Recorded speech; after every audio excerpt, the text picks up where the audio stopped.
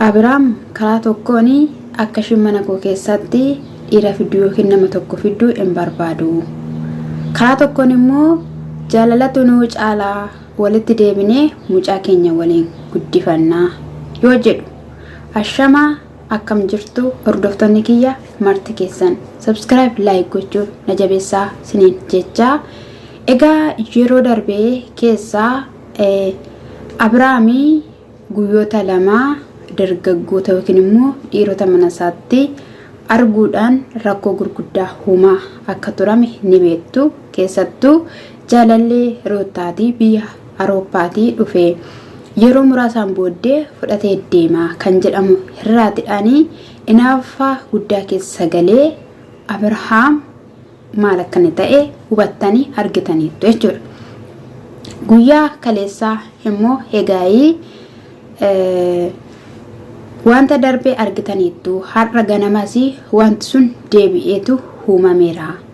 Ani immoo girgirri yookiin immoo ollaa jeequu hin barbaadu.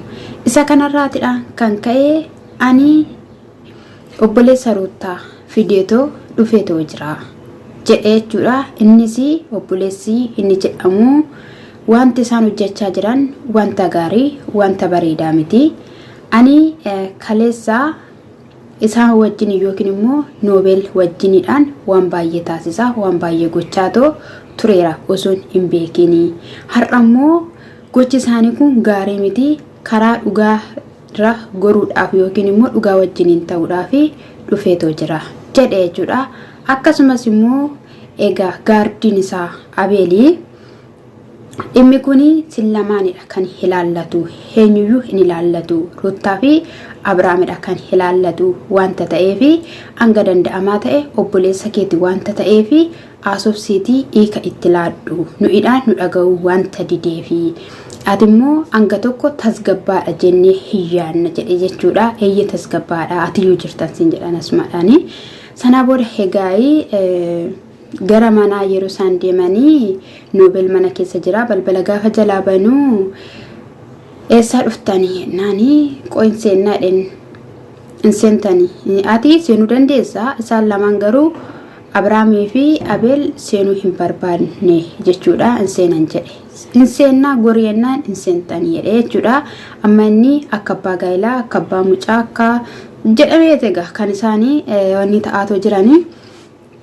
Haa ta'u malee lola guddaadhaan booda seenameetoo jira. Maaliif kan dhuftanii? Maal barbaaddaniitoo dhuftanii?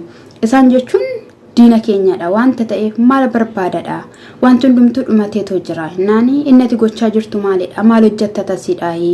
Maaliif asasitti galtee? Kaleessa yeroo si bilbilu asan jira jettee innata si gootummaa inni maal jechuu barbaadde? Ati obboleessa kiyyadha. Akka obboleessaatti kanati natti haasa'uu qabdu. Jennaanii eeyyee atis immoo akka hangafaatti natti haasa'uu qabda. Maalidha innati naan jechaatoo jirtu walaa kabanyu jedheeni jechuudha. Abrahaamii fi Abeel calluma jedhanii dhaggeeffachaadha kan isaan turanii. Faataadhuma namaaf hin kennu jechuudha Roobeel kuni. Asirrattis immoo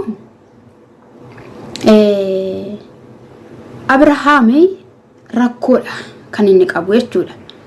Nama haadha manaasaa haasofsiisee yookiin immoo deebii itti laatu kan inni barbaadu jechuudha.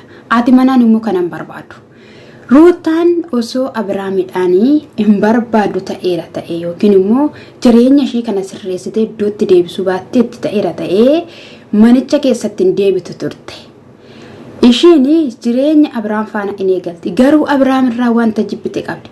Abrahaam nama bakka buufateet kan inni haasofsiifachuu barbaadu yookiin immoo gara mana isaatiitti deebi'uu kan barbaadu. Kun immoo rakkoo guddaa fida. Ofii isaatiidhaaf laphee cabaa qabaatee qobaatti bakka namni hin jirretti haasofsiisee iddoo akkanaatti dogoggoreenii. Anas immoo xiiqii isatti hojjechaa turteetu kana keessa na galche malee ani omaa tokkoyyuu fe'ee yookiin barbaadee miti si'iina la jedhee amansiifatee ofitti deebisuu ni danda'a ture. Garuu inni kanadhaan goone namootatu bakka bu'ee jechuudha. Gaarummaa haadha manaa isaatii fi yerummaa haadha manaa isaatii yeroo mara itti odeessa wanta ta'eef haati manittiin immoo fageessite waan hundumayyuu sammuudhaan isa waan caaltuuf inni beekti. Isa kanaaf immoo isa immoo hin barbaanne ishiin jechuudha. sana booda ruuttaadhaan ni waame roobeel. Ruuttaan gaafa waamu ruuttaan akkanatti baatee maayinni kan feetan maalidha jennaani dhiisisaa wanta biraa jechaatu jiredhe waan manni haasa'uyyuu hin beekamu jechuudha. Eeshinatti maal barbaaddaniiti jennaani al tokko calli jedhi jetteen jechuudha. Roobeliin sossobaatu turte jechuun hin danda'amu akka mucaatti jechuudha. Inni callisuu hin dandeenye booda egaa abbuushii ruuttaa ani yeroo dheeraa si faana ta'eera kallattilee baay'eedhaani. Amma garuu Roobeli jabaadhu sin jedhe wanti inni gochaa jirus gaarii miti. Wanta ati gootus immoo gaarii miti. Ati erga deessere hojii sadiidha kan ati guuttu. Maaliif ati kanii waxaxee yookiin immoo dargaggeessa fiddu manatti. Kanaafiyyuu isa faana akkati mucaa kee guddifattudha kanii barbaannu. Mucaa keefis ifis immoo nuti maatiin hanqanneeti wayii. Kanati dargaggeessa fiddu jennaan hin kolfite jechuudha. Ani fi inni wanta walirraa qabnu hin qabnu findheetoo xumurreetoo jirra. Isa kanaafiyyuu maalidha jennaan wanti xumuramee hin jiraatu. Maaltu xumurame kanin jedhechuudha. Achi booddee ati galiidheen ol deebi'eenanii giddumaan jechuudha. Ol deebisan isaan gaafa ol deebisanii jedhanii wanta akkasii hin jiraatu. Ani prosesii kiyyasi jalqabeetoo jira innis naa xumuramaatoo jira. Isa faana immoo wanti ani jireenya kee sitti fufus hin jiru jetteeni. Hamma gaa'ii nuti gara jireenya keessanitti akkas hin deebitanidha jechuudha. Habeelisii iddootti sirreessitanii waan hundumatti gaafa inni jedhu ishiinis hin garramamte jechuudha. Yeroo kanatti inni ganaasaa sa'aatii tokkoyyuu inaasaa waan ta'eef haa deebi'u nuti sadanii walidhaan inaasofna jedheen jechuudha. Abrahaamii sana booda inni fuudhetoo ni deebi'ee jaalalliin caalaa anis waan kaleessa taasisaa ture hunduma isaayyuu dhiisee si faana deebi'ee jaalalaadhaan tokkummaadhaan mucaa keenya akka guddifannu kanin ani barbaadu jennaani. Eessa turte har'aa siigalaayi har'a sitti dhagahameeyi kanii ishiin jetteen jechuudha. Egaa karaa koos karaa keessin dhiibnaadha. Karaan Abrahaam kun gaaffii cimtuu kan of keessaa qabdu ta'a jechuudha. Garuu hunduma caalayyuu osoo nagaa buusanii bareedaadha. Jaarsummaa qabatame dhiistee wanta sisirrachaa ture dhiistee ani gara manaattan deebi'a kan jedhe ruuttaadha. Abrahaam illee yoo gaafatillee jechuudha eeyyamamtuu taateeti jechuudha. Jaarsummaa waan hin barbaanneef jechuudha.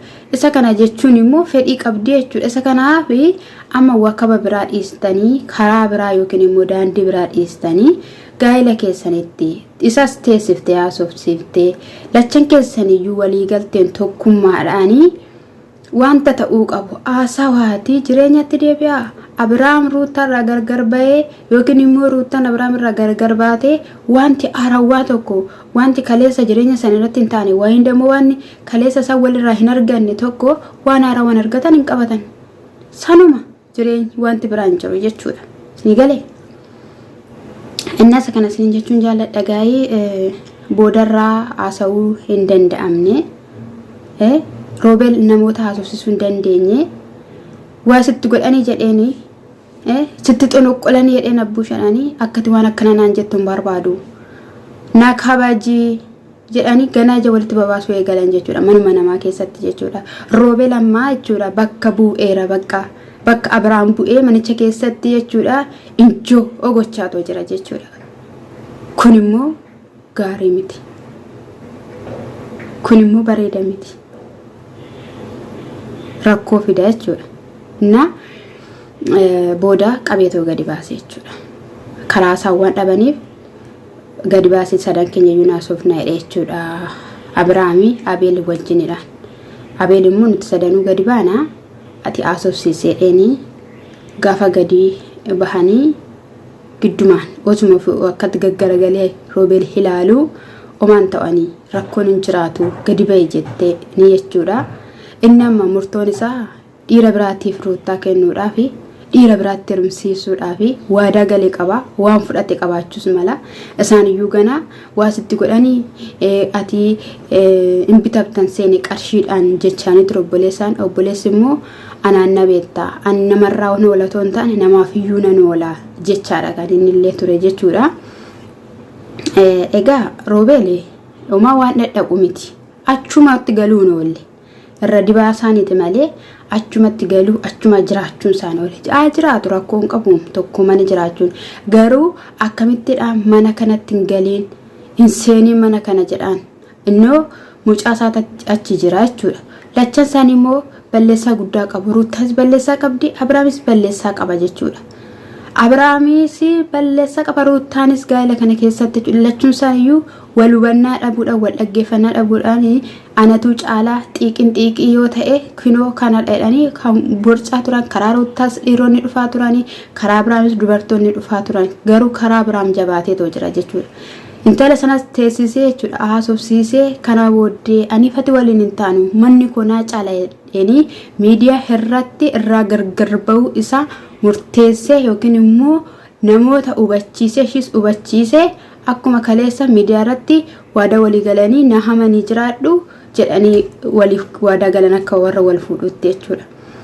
Isa kanaaf egaa maalis haa ta'u maal gadi ba'an jechuudha. Gaafa gadi bahanii maaliif wal ficcisiif taree minamana ishiin gaafa ishiin jettuuni anifati maal walirraa qabna maal walirraa qabna maa inni ati ko kaleessa jireenya jalqabdee osoo wannin keenya goggogiini samanan keenya goggogiin jetteen jechuudha. Kana jechuun otoo samanan keenya intarsa'in ati jiruu biraa heegaltee jireenya biraa keessa galtee kanaaf iyyuu har'a maal godhinaan jettaa jennaan ani sifaanaa wanti fixen jiru mucaan gidduu keenya jira waliin guddifannaa yoo waan haasoftu dhabde immoo bakka gizee biraan si haasofsiisa jechaanii ture jechuudha. Akka nama mataan dhukkubuu ta'ee jechuudha Abrahaamii.